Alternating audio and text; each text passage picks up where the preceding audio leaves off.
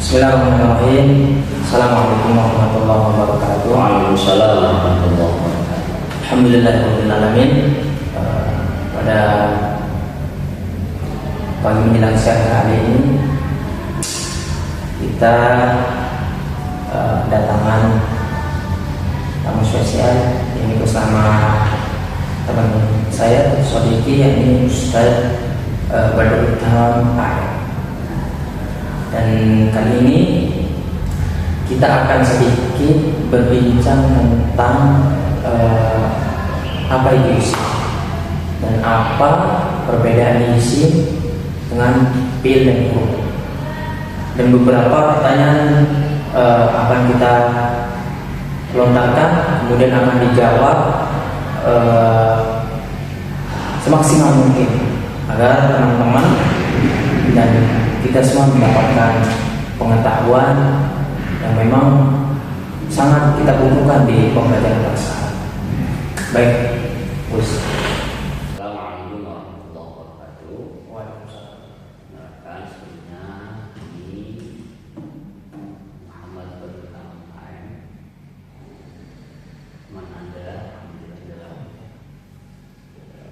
keseharian kita, insyaallah sebagaimana yang dipaparkan moderator bahwa insyaallah pada sesi ini kita akan mengulik, akan membahas seputar isi, seputar kalimat, isi tentang mereka, insyaallah. Oke, siap. Baik. Jadi pandangan Mas tentang isim kok. Oke. Sebenarnya kalau kita ingin jujur, karena kita ada tuntutan kejujuran dalam ilmiah, bukan pandangan kami, artinya pandangan ulama ahli hak.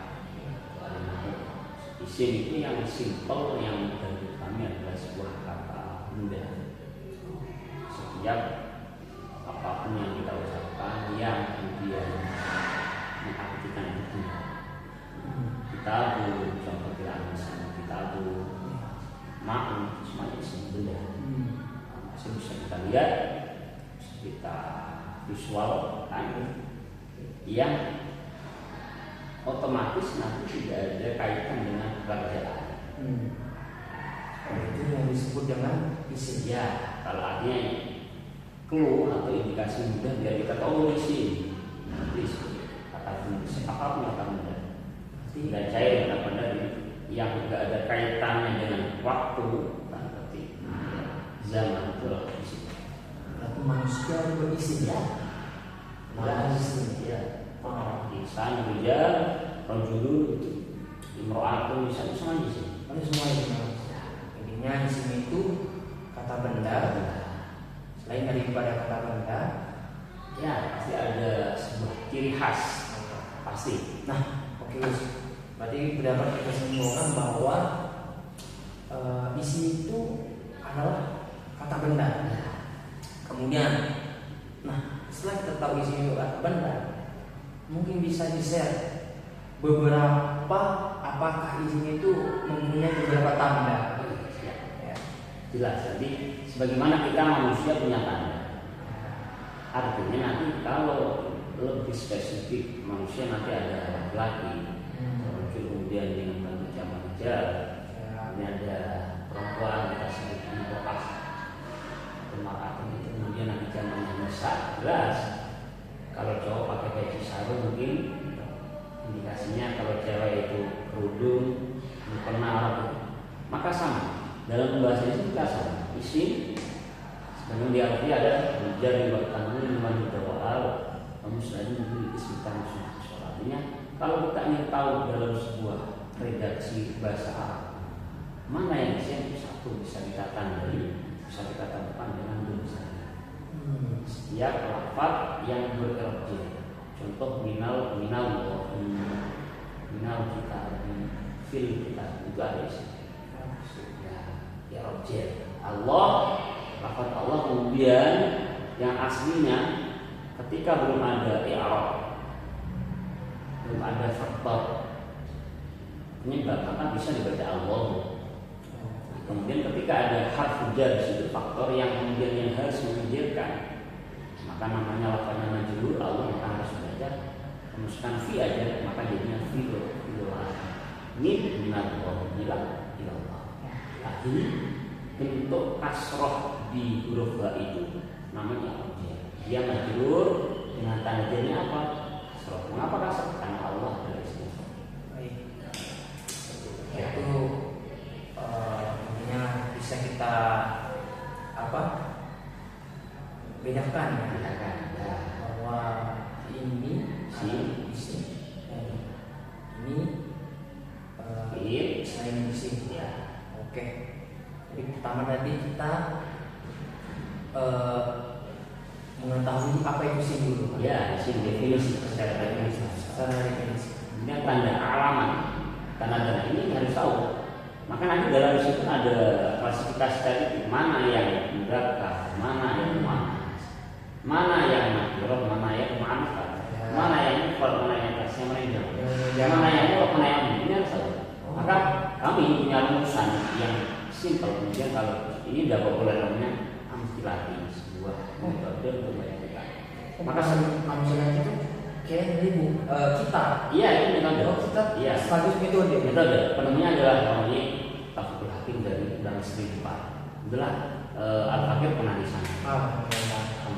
Itu berarti metode Membaca cepat. membaca cepat. Tak ini plus Quran. Apakah itu terdiri dari namun saja atau include sama sorot? Tentang Include semua. Namun sorot. Namanya Misalnya amsilati. Amsilati itu dari kata amsilah. Contohku. Oke.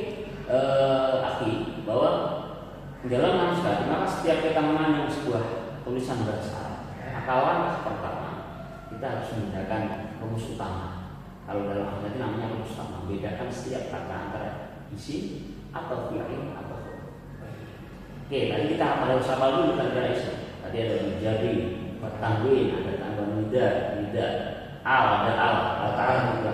Maka ketemu contoh lafaz al-kitab, ini ada alnya, jelas ini rumus utama disebutkan bahwa ini ada isim. Maka buktinya ada namanya rumus asal, membedakan setiap isim antara mufrad atau nakirah, mudzakkar atau muannas. Terus mufrad atau mabni, mudzakkar atau muannas berjamaah.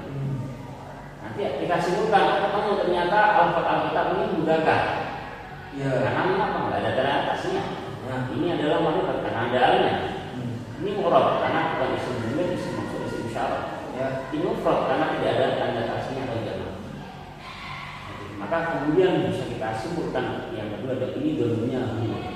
Yaitu disebut tadi rumus asal ada. Dia mengatakan dia mufrad mengatakan maka isim dominya adalah huwa. Menjadikan bahwa ini adalah menunjukkan menghamkan lafaz yang bermakna satu dan mungkin kalau mau membahas lebih jauh, mungkin kita share dulu. Tadi kan kita telah menelaah isim, ya. Kemudian yang lebih fokusnya adalah perbedaan antara isim, fi'il dan huruf. Ini bisa diterangkan, ya. Tadi yang nanti kita harus tahu tanda-tanda yang signifikan yang menjadi khasnya masing-masing.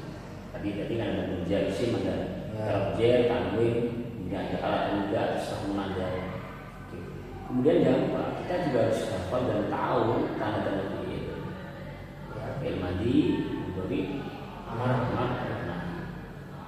yang paling menonjol fi'il madhi ada faqad. Itu yang paling. Ya, kalau mudhari jelas nanti ada namanya saufa, ya nanti ada mutawakkil, ada mudhari'ah juga. Ya. Kalau ditanya lebih spesifik lagi, apa perbedaan yang signifikan antara keduanya? Jelas, kalau fi'il itu sebuah action pekerjaan. Kerja. Ya, pekerjaan yang jelas butuh waktu, butuh time. Ini kapan? Selesai? Ya. Dalam bahasa ini kita mengenal past tense, mandi. Ada kemudian yang sekarang atau akan datang namanya future, akan datang ada perfect. Nah, ini juga harus kita tahu. sama dalam bahasa Arab dan dalam bahasa Inggris aslinya sama. Aslinya sama. Kalau terkait pekerjaan maka itu namanya fi'il. Kalau sebuah kata yang tidak ada kaitan dengan time maka namanya kata tunda, fix kita katakan di sini. Kalau bukan keduanya jelas itu adalah huruf, maka pilihan yang paling mudah huruf. ya. Maka cukup kita kalau ingin simpel cukup mengetahui tanda isim fi'il sudah cukup. Karena yang iya bedakannya dan artinya secara otomatis kalau kita tahu keduanya pasti otomatis kita akan tahu enggak keduanya otomatis satunya pilihan ada huruf. Oh dia berarti kita ambil kesimpulan bahwa perbedaan antara isim fi'il dan huruf itu sangat mudah kan? sangat mudah. Caranya sebenarnya cuma satu ya. Kita harus tahu tanda-tanda isim Ya, betul. kemudian tanda-tanda fi'il. Kemudian kalau tidak ada dari keduanya otomatis jelas dia akan huruf. Berarti ikutnya cuma yang dua atau yang tiga itu. Ya. Itu yang tanda yang kasat mata. Artinya kita contoh tadi manusia. Oke, fix semuanya sepakat tanda lelaki seperti ini, tanda perempuan. Tapi bagaimana kalau lelaki memakai atribut perempuan? Maka di dalam itu ada spesial tanda perempuan yang harus punya. Ya. Perempuan. Itu yang menandakan betul-betul ini original perempuan. Sama, lelaki itu juga gitu. Kalau sekarang dia berubah, artinya apa? Bisa aja saya main film kemudian berdandan sebagaimana cewek. Ya. Mungkin akan saya atau cowok. Nah, ini penasaran gitu gitu. loh. Maka suara itu nggak kemudian ditandakan. Nanti juga jangan kemudian kalau kita tarik ke ranah akidah, tasawuf juga jangan kemudian Allah lafaz Allah itu udah kan. Allah nanti laki-laki juga. Ya. Tidak. Allah di situ ada alif lam. Ya. Marifat pasti. Marifat. Sama. Kemudian itu juga kan nggak ada tanda mana. Cuma kemudian pemirsa yang begini. Kemudian kita harus berarti Allah itu jenis kelamin enggak. Ini juga begini. Ini kan tadi kita telah membahas isim dan tanda-tanda isim. Nah, takutnya nanti ada beberapa orang dia memahami tentang isim, akan tetapi, saya tahu isim itu ada alif lam, kata benda. Nah, kemudian dia mengetahui Allah. Nah, nanti bingung. Masa Allah kata benda isi? Nah, mungkin bisa diterangkan sedikit dulu sih. Iya. Poin-poinnya itu. Iya. Secara ilmu kalam atau ilmu tauhid bahasa itu di kalangan pesantren. Allah memang secara itu Allah itu berupa dat jelas, berupa ada datnya, ada fi'ilnya. Karena Allah itu ada isim dat. Allah itu ada. Allah itu ada. Ya, Allah wujud. Allah itu wujud. Dan ini menjadi sifat wajibnya Allah. Yang pertama wujud. Tapi kemudian pemahaman wujud ini atau kalau kita tarik ke ranah benda ini tidak kemudian di dimensi kita. Berarti bisa dilihat, bisa. Nah, artinya ini tidak cukup hanya pembahasan nahwu, tidak. Nahwu hanya sekedar media untuk tahu secara visual. Oh ini tidak urusan Allah ini. Ilmu nahwu tidak cukup untuk memahamkan itu. Maka butuh alat namanya ilmu kalam, ilmu tauhid. Maka yang pasti semua ilmu itu ada kaitan. Nah, kalau antum bisa tahu bahwa Allah itu sebenarnya bagaimana, maka antum harus melihat ilmu kalam, nah inilah sorot inilah yang menjadi starternya. Bagaimana mungkin kita akan paham di situ, akan membahas membaca literatur Arab seperti Quran, seperti hadis, seperti kitab-kitab yang di pesantren namanya kita pun tanpa manfaat tidak akan bisa. Impossible. Tidak mungkin. Maka saya tegaskan lagi arti bahwa pemirsa semuanya ilmu nahwu tidak untuk kemudian mengeneralisir Allah itu laki-laki atau perempuan. Allah itu benda yang bisa dijadikan. hanya sekedar ilmu pengantar media untuk kemudian kita harus membaca lagi literatur seperti Quran hadis dan kitab, sehingga secara akidah, secara kemudian tauhid Allah itu maha wujud. Kata nomor satu sifatnya adalah wujud. Ya, jadi dia sedikit tentang ilmu nahu tentang sebenarnya ini pembahasan tentang dasar ya. Tapi tentang isim, ya, ilmu dasar tentang isim. Kalau kita udah tahu, tapi kita udah tahu agar bisa menyimpulkan bahwa oh ini loh isim, ini loh fi'il, dan ini selain isim dan fi'il. Selebihnya itu akan dibahas di ilmu yang lain seperti yang melibatkan Allah. Itu harus mempelajari di ilmu tauhid secara spesifik.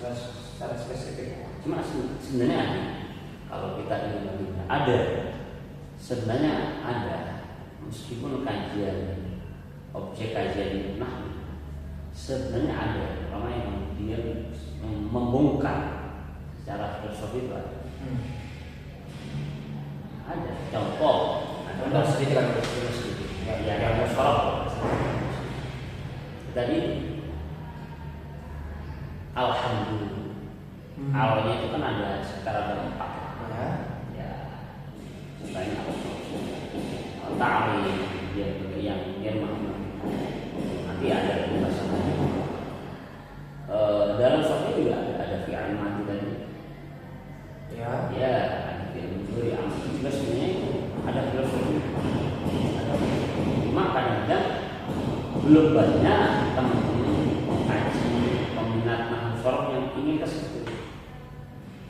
Yang mayoritas itu mencukupkan dirinya dengan pokoknya aku udah paham, aku bisa baca kitab ini atau yang tanpa kata itu cukup. Nah itulah desainnya di situ aku. Ya, desainnya terasa bahwa kalau udah menguasai sebenarnya kitab pun itu mudah. Tapi padahal aslinya belum sampai situ aja, masih ada gitu ya. Maka tidak serta-merta ulama atau alim itu membuat istilah mu'arrabah ini. Ada dalam ilmu tauhid juga ada mu'arrabah yang tetap kekal dalam banyak Allah. Mu'arrabah itu ya sila Allah dan hal yang kemudian digandaki untuk tetap. Ya, nanti insyaallah di part berikutnya itu lebih pengajiannya insyaallah. Berarti ini ya tadi pembahasannya tentang apa Allah itu wujud, enggak batini ya. Itu pembelajaran selanjutnya. Jadi ini hanya spontan memantik aja. Iya, masya Allah. Jadi jalur kita itu memang khusus sebenarnya mengetahui dulu yang paling dasar itu apa itu isi. Kemudian tanda-tanda isi, fi'il dan huruf. Nah, cuman itu sebenarnya simpelnya. Tapi ini hanya pemanis sebagai awalan. Dengan awalan ini kemudian bisa menimbulkan ketertarikan untuk lebih tahu. Jadi teman-teman bisa untuk mempelajari yang disebutkan sedikit tadi. Selebih lanjutnya bisa dipelajari. Tapi tidak sepenuhnya dipelajari di YouTube ya. Tidak cukup YouTube itu sekedar ya kita harus mengakui itu ujian bukan opsi pertama. Opsi sekarang menjadi sebuah alat bantu untuk kemudian mungkin kita pernah baca kemudian ini bagaimana ini bisa kita saling mungkin melihat lama ceramah boleh, tapi tetap yang perlu kita tegaskan bahwa semua pemirsa bahwa tetap proses belajar itu harus paling urgent, paling utama ketemu langsung bertatap muka. Ya, kita harus ibaratnya soal. Ya, harus empat mata atau berhadapan. Karena yang pasti atau bahasa kita offline ya. Offline itu banyak yang belum bisa tergantikan dengan online. Oke, mungkin kita bisa webinar, bisa hybrid, tapi tidak mungkin bisa menggantikan momen time ketika kita ketemu langsung dengan seorang guru. Karena di situ nanti kita akan banyak mengambil hikmah dari beliau, bagaimana adabnya dan yang lain. Maka tetap belajar terus sampai ke liang lahat. Ya betul. Betul. Dan Belum dia lagi. Insya Allah. Ya, itu malah insya Allah kita. Syukron, terima kasih pada sama telah bisa memberikan sedikit penjelasan kepada saya terutama dan teman-teman tentang sederhana itu isi rupiah Pro. Dan kalau ada yang lewat dari itu adalah manis saja ya. Jadi saya selaku moderator ya, mengucapkan banyak-banyak terima kasih. Jadi mungkin teman-teman cukup sekian video atau pembelajaran singkat tentang isi PL dan Group. Semoga di lain waktu kita bisa membahas lebih lanjut tentang pembahasan yang singkat ini. Kemudian kami ucapkan juga mohon maaf bila ada kekeliruan yang kami buat. Kurang lebihnya dari kami, Allahumma fikirah wa mitari. Assalamualaikum warahmatullahi wabarakatuh.